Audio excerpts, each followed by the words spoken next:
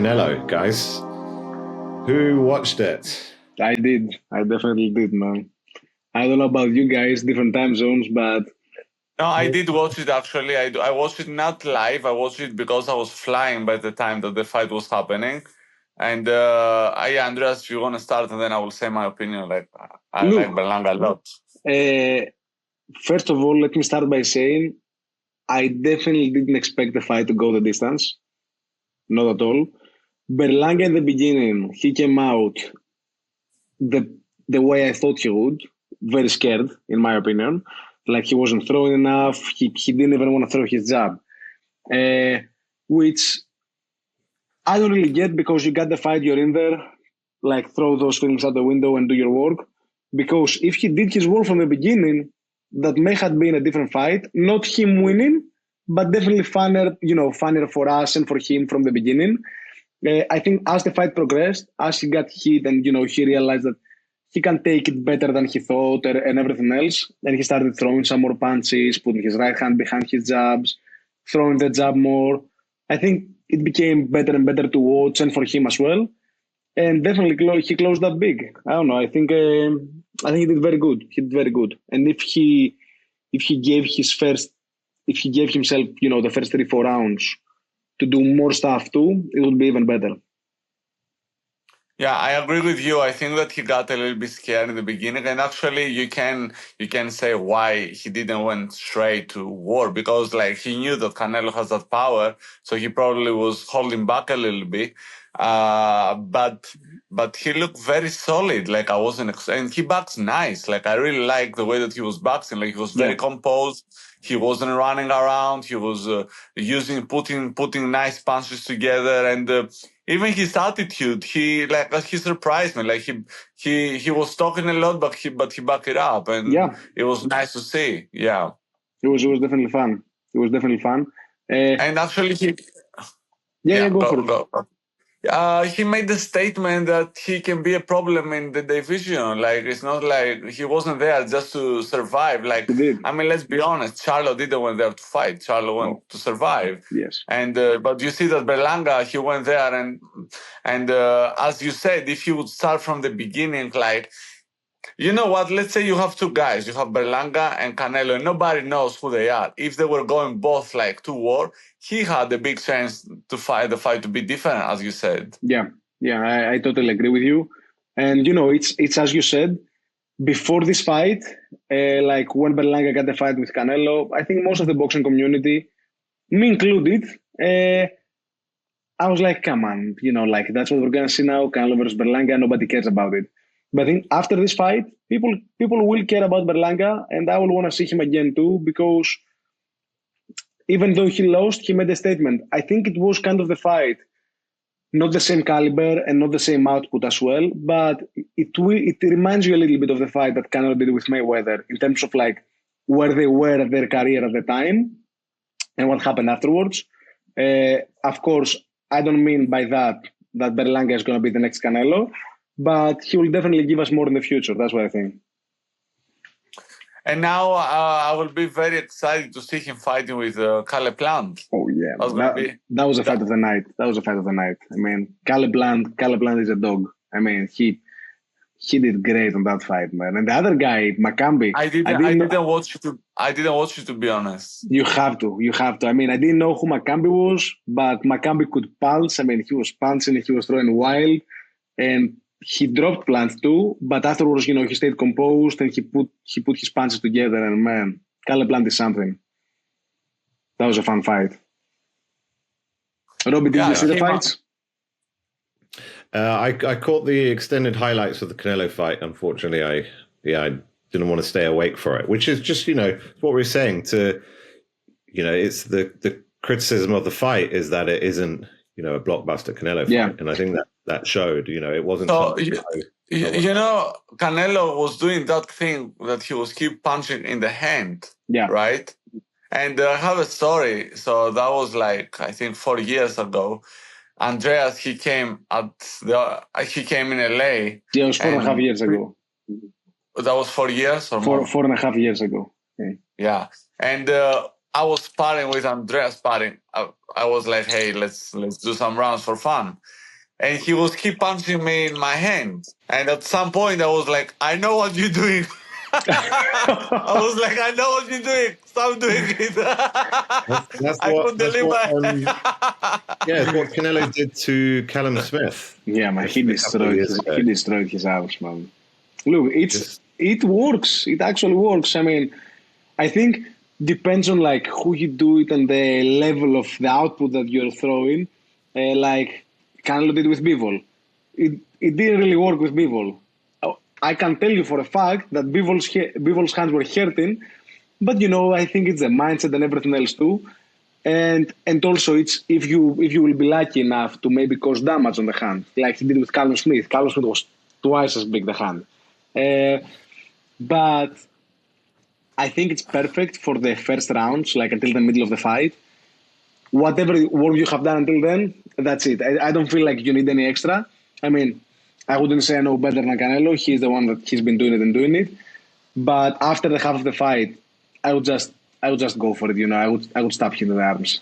I mean, even Berlanga didn't look like. Yes, that's what I'm saying. That's what I'm saying. From anything, like So basically, with Callum Smith, it works perfectly. I think with Berlanga it worked too. You could see at some points that he was holding back with his right hand, and you could see that he was in pain when he was taking the shots. But again, I feel like after like you go to town on the hands, and the hands are obviously beaten down, you can just start working from then on. All right, I have a question. 2 questions. First of all, who do you want to see Canelo next? And with the person that you want to see him next, what do you think is going to happen? Honestly, I feel the 2 most interesting fights for Canelo right now are David Benavidez, of course, and the rematch with Dimitri Bivol. I think that Canelo, of course, has the capability. I feel like he has the capability to beat both. I don't know. With Benavidez' recent performance at the light heavyweight, I would say Canelo got in the bag. But I think probably Benavidez didn't feel right at 175. Maybe it was too much for him as well. He was carrying too much weight around. So 168 is a different Benavidez. And I think that's going to be an extremely interesting fight. And with Dimitri Bivol, man, I don't know. I want to see the rematch. I want to see Canelo being more ready for this fight, doing more stuff for that fight. And I really want to see the rematch. Do you think Canelo has a chance with Bivol? I think he can beat him. I think he can beat him in 168, but 175 is very. I feel he's very slow in 175. You're right. He's slow and he's carrying more weight, and his cardio is not that great. Yeah, so he can. And the thing with Bivol is that he has great straight hands. Like his jab and his right straight he has great straight hands, which keep Canelo on distance too. But I don't know, man. Like with a guy like Canelo, with his experience, his status, and everything else. You never know what he can do. But those two fights are the fights I want to see. And I'm sure he will come much more prepared if he fight with Bivol again. 100%. Yeah. So with Benavidez, you think he has the best of it? If I have to say in my mind who is the underdog and who is the favorite, I would put Canelo as a favorite. Not the huge favorite, but I would have Canelo edging up the victory. For sure. Do you think there is a chance in this world that Canelo will fight? What's his name? Crawford. How they call him? Crawford. How Kendrick Lamar. Because I'm like, what is he thinking about? Do you think that there is a chance that Canelo will fight Kendrick Lamar? So let me think about Crawford now. Look, Crawford. That was hilarious. I don't know if they did it by accident or like if they meant to do it. Oh, do you guys see the video that the guy in the back he's saying that looks Crawford to me? Yeah, no, I haven't seen that. So he's saying we have Kendrick Lamar, and the guy in the back he's like that looks Crawford to me. That's stupid, man. That was stupid. What do you think? Sorry. So, look, Crawford has Saudi Arabia money behind him, so you never know. The good thing with Canelo is that he doesn't need Saudi Arabia money. He doesn't care about that money because he is getting paid on his own. He is making more than 50 million per fight. I don't want to know how much money he got on the bank and with investments and everything else. So he definitely doesn't need it in terms of like money wise. I feel if the proposition though, because at the end of the day we're professional athletes, and if they give him a huge amount of money, or if he feels it's the right fight to make, I think he's going to make it. Would I want to see it? No. Because we saw that for Crawford, that even 154 was big. Like we saw his fight against Madrimov. Nobody expected this fight to be like that. 168 and Canelo, way too big. I think it's going to be the first time that Canelo is going to be the bigger guy at 168. Honestly. It's interesting because you see that guys, for example, guys that they were killing it in the pay-per-views and they're making a lot of money, like for Mayweather also. I don't see him with Saudi clothes. I don't know what's the reason. You know what I mean? Like I never see him with like being close with the Saudi people. Yeah, I don't know. I don't know what to comment on that, honestly. I don't know what's the matter there, but I mean, he's not a fighter right now, so why would he? I think he just wants to make some money left and right, doing stupid exhibitions and stuff like that, and I don't think the Saudis are about that. Would you in like let's say would you judge that because even the last fight? Yes, I do. But you can't call it a fight. That was like literally like a fun. It's not a fight. It's in my opinion, he's destroying his legacy. We're talking about one of the best guys to ever do it, and the guy that made the most amount of money. Pacquiao did too. Exhibition. But we're talking about Mayweather now. Don't why you throw Pacquiao in there. But I'm saying that a lot of people do that because now it's not that as a fight. It's not the argument to bring Pacquiao in the conversation because I'll tell you what. It was wrong, in my opinion, with Pacquiao too that he did that. I don't see any other reason than the fact that they are both broke to do that. That's my personal opinion. I don't see any other reason. Because honestly, with the amounts of money that he made, with the legacy status that he has, being one of the best fighters to ever do it, and being the fighter that he made the most money out of everyone else, to go back and do those stupid shows means that you're out of money. I think it's also to do with ego though as well. 100%. He wants to stay in the picture. Wants to stay relevant. He wants to stay relevant. I agree on that too. But if you were in his shoes, if you had, okay, he spent some money. If you still had, let's say, because the investment, if you invest your money right and this amount of money, you're making, you're making a shitload of money afterwards. So if you have $500 million in investments in the bank, would you fight like a dude, someone, I don't know, a YouTuber or a Japanese guy for like 9 and 10 million? I wouldn't. No. What's happening? I don't think Canelo is going to do it. No. To be honest. No way. It's not gonna do it. Yeah. Because in the beginning, for example, when he fought McGregor, I was like, yeah, this is bullshit, like why you did that. But now that he's fighting dudes that they are like whatever, so I consider that more as fun, not as a fight. Look, with McGregor made sense. Because first of all, the money were extreme. The money were similar with the Pacquiao fight. Second of all, McGregor was at that point by far the biggest star of UFC. And he had a legit stand-up fight. So they made a crossover, huge mega fight, which made total sense because everybody got a ton of money. But after that, the fights that he's doing are against people that nobody knows, and nobody really makes that money. He makes millions, but he doesn't make 300 that he made with McGregor. You know what I mean? How did we get on to Mayweather? I don't know, man. Probably Tolis has a better chance than me to fight Mayweather. So.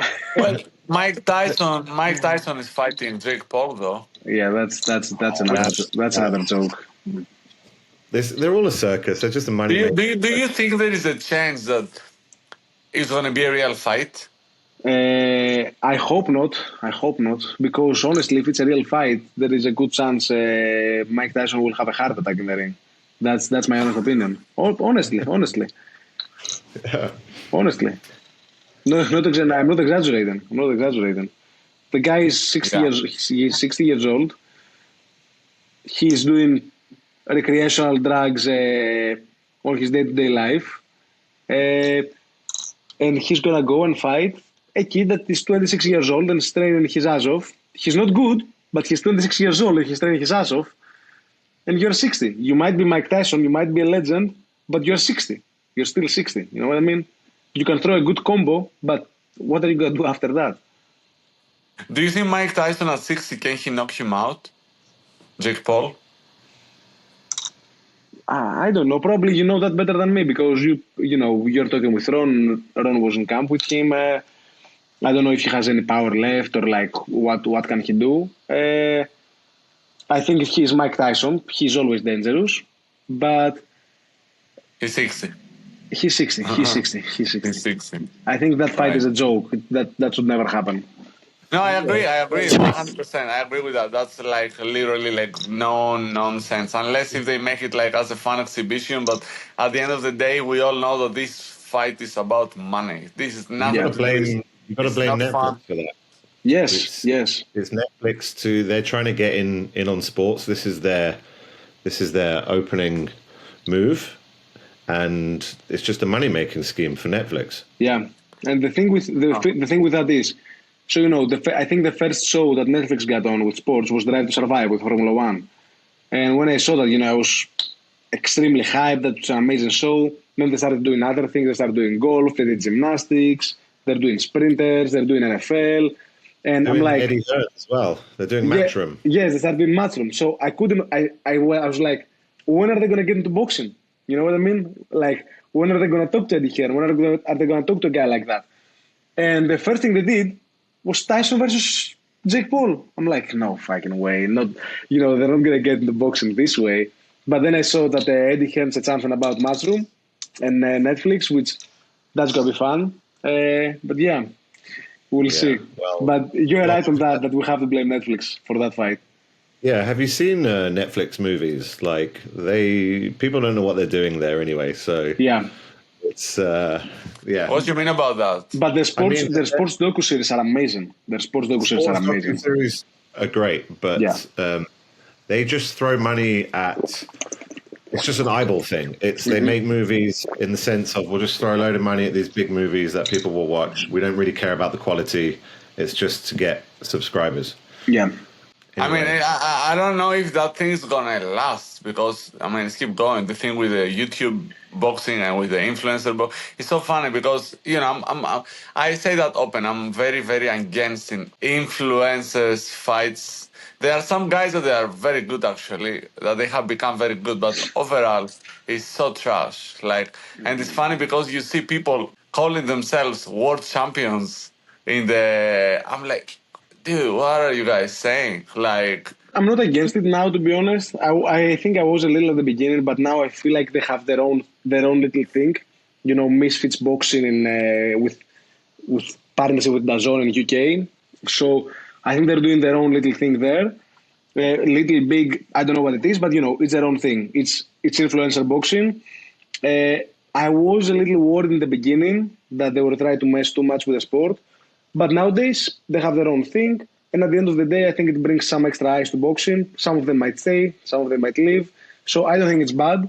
What was bad was the fact that they were trying to do too much stuff for, let's say, Jake Paul at the beginning. Like what WBC said when he fought Tommy Fury. I don't know if we said it together again, that they wanted to make him to put him top 10 in the rankings against Tommy Fury, which Tommy Fury is another TV show guy, a reality star. He's not a fighter as well. So that would be bad. That I'm very against. But if Jake Paul becomes legit and he starts fighting legit fighters and he climbs the ranks, hats off to him, good for him. And for all the other influencers that are fighting, they have to stay in their lane, fight other influencers, and do their thing. That's my thought. There is a pretty good undercard, I think. Amanda Serrano is fighting Katie Taylor, and they have some other good fights, I think. Yeah, I think Amanda Serrano versus Skater, but I don't know anything else. I know you're a big fan of the... I haven't seen this card at all, and Well, most probably, I'm gonna watch it live, but it's not something that I will pursue. If plans Yeah, don't let's come hope up, it's not going to be a real fight. yeah, well, yeah. Jake Paul promotes Serrano, so that's why. yeah. So, if Mike Tyson wins, it means that he gets a winner of Dubois Joshua. That's the case. Yeah, I don't think so. Well, title. Yeah, that's gonna be a fun fight. Is that this week? Is this week? It's this Saturday. Yeah. Saturday. Yeah, in London. Robbie, let's start with you. What do you think? Oh, you know what? The build-up has been pretty special. Riyadh season. 96,000 people are going to be there, which is a record. Wow. For the UK, anyway. I think Canelo's done a bit bigger, maybe 100,000 or. That was in Houston, I think. In Texas, I don't know. In Dallas, you mean? But I think he made like 77. He did like 77,000, something like that. Mate, it's been such a big build-up. I mean, you can tell the difference with the Saudi money involved, and it's being broadcast on every network as well: pay-per-view, Sky, DAZN, ESPN, TNT, all of it. That's amazing. Yeah, so I mean, I thought about going, but it's just I don't know. Who do you think has the bigger fan base? Is it Joshua? Oh, it's Joshua by a mile. That's not the question. No, but the other guy is British too. Like it doesn't matter. It doesn't matter. Joshua is the king. He's the king of UK. Yeah. So look, the odds have kind of shortened. The more, as always in fight week, people start moving towards Dubois. Actually, they're like, maybe he's got a chance. But look, the way I see it is Anthony Joshua with Ben Davison is in a good place. But Dubois, after a rocky start to his career where he was questioned, for quitting, essentially against Usyk and Joe Joyce back in the day, he's come through, a couple of big fights against Big Baby Miller and then Hrgovic he beat. So his confidence, he's changed as a man. Like he's only 26 or 27, but he's matured massively in the last couple of fights. So he's on the crest of a wave. So it really is like, I'd say Joshua is still the favorite and should beat him. But, Dubois, as I said, is 26, 27. He's an Olympian. Yeah, he's an Olympian, I think. No, I don't think so. I think he started straight from pro. I don't think he went to the Olympics, but he's been through the Great Britain ranks, basically, since he was a kid. So he's a fighter, man. That's all he knows is boxing. Yeah. Andreas? I'll go right with Robbie on that. I think that what you said about AJ, that he's been in a great place with Ben Davidson right now, you nailed it. I think if I had to put my money on it, I would put them on AJ because we've seen him on his last couple of fights. He made great improvements, and I think mentally too, not only physically and skillfully, but the mental aspect as well. Like he's bringing some of the old AJ back, like with the Klitschko fight and the fight before that. Very confident. That he was going to wars and he was coming out on top. Of course, Dubois has a chance because at the end of the day, he's heavyweights and Dubois can punch. But I think I haven't AJ winning. I feel the same, but what we need to consider is that AJ can go down, and Dubois has the power to put him down because he's throwing like bombs. So that's the thing that, like, if they got in any exchange, I mean, did ever Dubois went down? Did he ever got knocked down? Yes. Yeah, he's been down a couple of times against Usyk. He was also and by Joyce, right? Sorry. And by Joyce, correct? And by Joyce, he took a knee with Joyce, but he broke his eye socket, I think. But he went down a couple of times against a South African called Lorena a couple of fights ago. But that was to do with maybe a knee problem, but he got up and came through that. And that's the thing. He's took a lot of shit after he lost to Joyce because he was expected to be like the next big thing. And then people start questioning his determination, his Exactly. To be very honest with you, because I've been following Dubois since young, I never thought that he would go so far because I never thought that he's a great boxer. He's very average, and I don't know, he's only strong. But as you're saying, his determination and the hard work and the adjustments that they were making, like he's getting so much better in every fight. Well, that's the maturity I talk about. Is he was because all he knows is boxing. He's kind of, I don't know, he hasn't really shown his personality. Like he's been very shy, very kind of covered growing up. His dad is a massive influence and hasn't really experienced kind of other things in life. So it's taken him a while to kind of mature. But in the last couple of fights, he's actually like found his voice a little bit, and he's actually found some personality. And I think that's a dangerous thing now. And that's great for the UK fans also. I guess they can't wait, right, for a fight like that. Yeah, makes sense. Where is the fight? Is it in London? So Wembley, yeah. Wembley. Okay, so let's see. We got some good stuff. Shakur was meant to be in the undercard. Oh yeah, that will be such an interesting fight. But he got injured. Have you seen the video, guys? No. You haven't seen the video of Shakur sparring and getting injured? No, I just saw a picture of him in hospital. There is a video online. He was throwing an uppercut to the body, and on the uppercut to the body probably it landed on the elbow or something, and he fell down immediately holding his hand. There's a video online. Did he like punch in the elbow? I don't know where he punched, but it looks like it was on the elbow. Maybe it was in between the elbow and the ribs, so his hand got twisted. I don't know what happened, but it was with an uppercut to the body. That was going to be such a good fight against Cordina. Yeah. Looking forward to that. But it's still a really, really good undercard.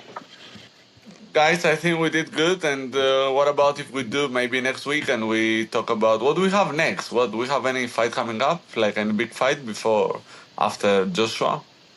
I think it's Bivol, isn't it? Next month. Oh yeah, Bivol better BF. That's gonna be amazing. Bivol and Usyk is in jail or he's out? He's out. You guys, that was so crazy, bro. Like, hey, do you know the funniest thing though? So the funniest thing that they were saying, Andreas, by the way, they were saying that he was flying to Thessaloniki in Greece. No way.